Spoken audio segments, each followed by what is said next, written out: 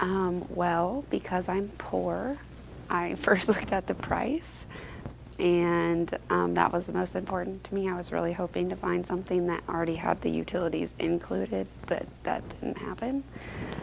And then the second most important thing was how close it was to campus, because I don't want to have to walk very far, and I want to be able to feel like it's almost like I'm on campus.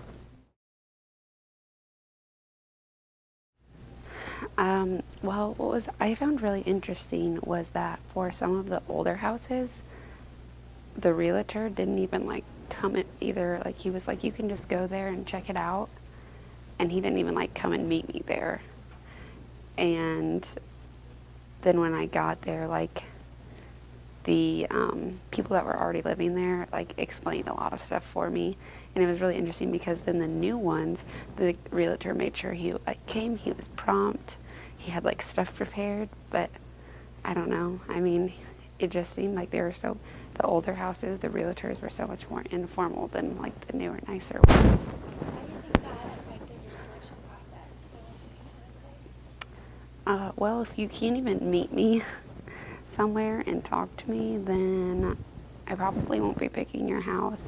And when you have residents that are almost giving you the tour that already live there, they're gonna be more likely to tell you the good stuff the bad stuff rather than the good stuff. So you hear a lot more of the, oh, well, this does this part of the house does this, we have this wrong, because all they want to do, like, you know what I mean? They're more likely to tell you that bad stuff than they are to tell you the good stuff. So it just gives off a really bad impression.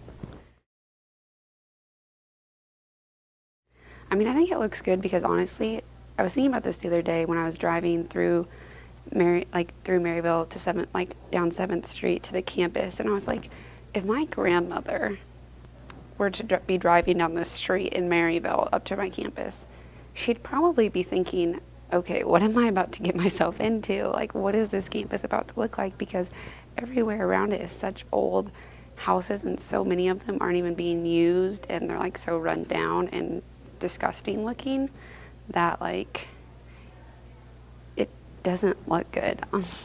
But I mean, Maryville is an older place, but I think that adding some newer stuff really makes things look better and gives everybody a better view on Maryville as a whole. But I also come from a suburb, so I mean, I'd love to see like some more close to campus stuff, knocking down some of the old ones and creating maybe like more apartments closer to campus instead of like just houses, making more apartments that are new and just like houses that are newer, because no one wants to live in those houses anymore. I feel like, I mean, some people might, but I feel like for the most part, like college students are used to like living at home where they probably have nicer houses than they would here. So I'd love to see some newer houses go up that are also close to campus, because like I said, those were the two things that I looked for. So yes, speaking from experience, we are about to be paying more than the typical, like the average range, I guess, of rent is. We are paying, it's much nice. It's supposed to be much nicer, but we are paying the difference for that quality. So I would definitely say that rent prices will go up when things are newer.